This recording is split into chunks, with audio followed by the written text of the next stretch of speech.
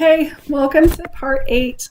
And we just finished the first tier issues. We went through beige through green, and that's what's called the first tier. And what happens here is all of them are driven by fear, and they manipulate with fear.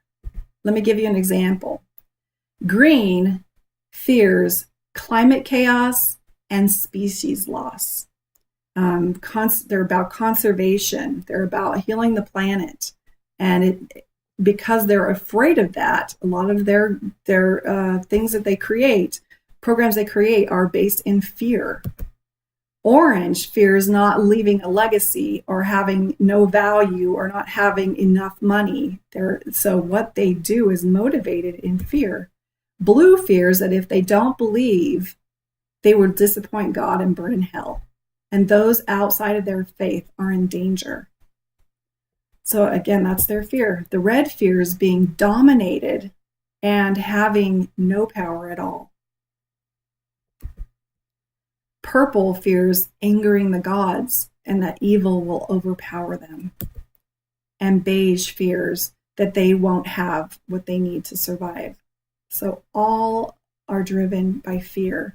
And they use manipulation and tactics that are based in fear. And so as far as religion goes, this blue fears that if they don't believe, they're going to disappoint God. And so they put some barriers in there that, you will lose the spirit, you will offend God, you will burn in hell, you will make demons come after you, all of those things to try and keep you in their paradigm. It's interesting. And green will make you feel like the planet is going to explode and we're all going to die and there will be no resources. And so that's kind of, as we wake up, we can observe some of these things play out.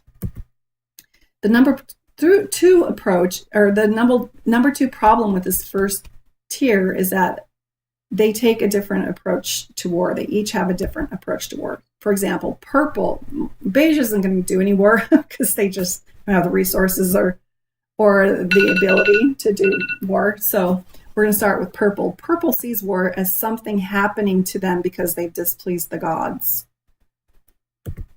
Red sees war as an exciting end in and of itself, almost like a sport to be relished. They're the ones creating war. Again, these are the terrorists, the dominating ones, the ones who are trying to take over and conquer. Blue sees war as a necessary route to controlling and possibly converting the unbelievers. So that's when we had the Christian conquest and all of. But you can kind of see ISIS is believing this way too, because they believe the Sharia law needs to be what is going to save us all. So maybe they're just moving into that blue, but they see war as necessary to controlling and possibly converting unbelievers. Orange sees war as strictly a commercial enterprise to be commenced on the basis of a cost-benefit analysis. Isn't this interesting? Okay, green, they see war as an anathema. Although very extreme, otherwise they see war as something that we should never do. The Greens are not above strong arm tactics to achieve their aims, however.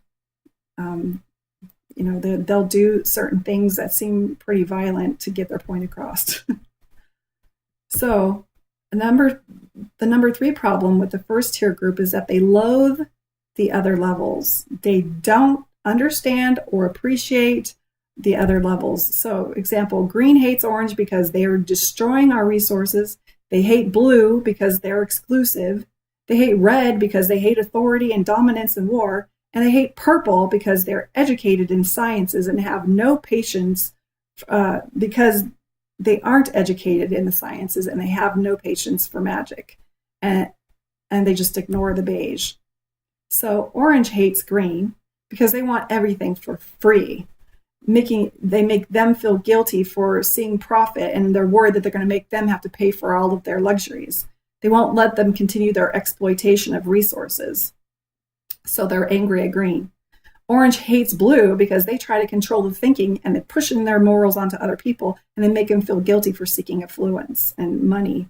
They hate purple because they do rain dances to get God to perform for them rather than gaining the skill set to do it for themselves.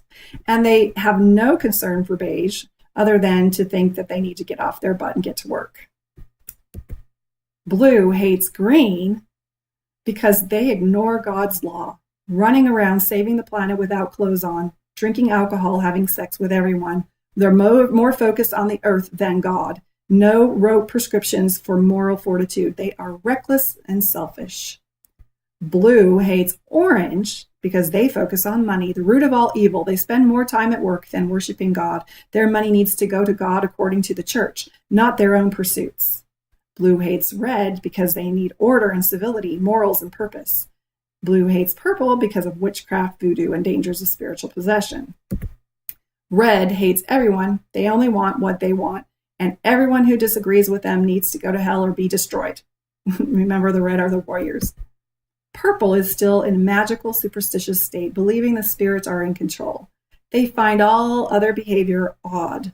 They're mad because the people disregard the spirits, and they're busy cursing and blessing what they feel needs to go their way.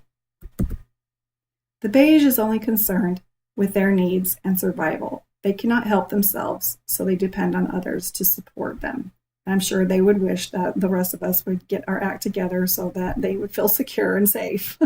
And they need us to. So the number 4 problem with this first level is they're unconscious of the other stages. They don't know the other ones exist. And number 5 problem is you can't bypass a stage of consciousness.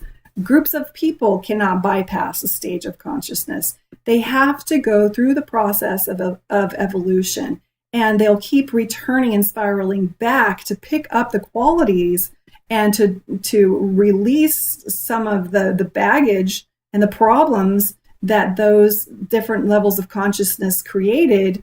And it will go over and over until they're able to move upward. And so if you were born into a family of blues, they're very religious and very patriotic like mine, you might be able to see orange and dream about being an entrepreneur, but it just seems out of touch for you. It's because there's so much embedded in your psyche. And that might be your challenge, is just to get to that orange place in your life. It could be that you were born into orange. Your parents were very well-to-do. They had everything that they needed. You knew how to make your place in this world. You made money quickly and easily, and now you're ready to work out your life's mission and to be an advocate for those who are less fortunate than you. But the thing is you cannot bypass a stage of consciousness. People think they can just jump to green right out of the blue without learning about finance and marketing and their own potential. They can just be considerate and compassionate. And what happens is they have very little resources to do so. They don't know the order of operations. And so they've got to go through some level of orange to gain those important skills in order to be a thriving greener, if I can say that.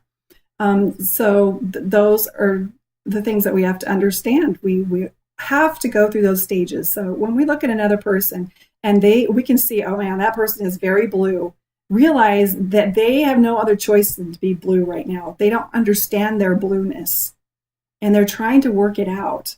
And it's not your job to condemn them or to judge them or to suppress them or to hurt them or to shut them down. It's your job to help them understand how they can develop the great qualities of blue and move on into the orange. That's far better than judging every person because they're not quite as conscious of you. You see what I mean about growing up? It's not just enough to wake up. We have to grow up. Second tier is just around the corner.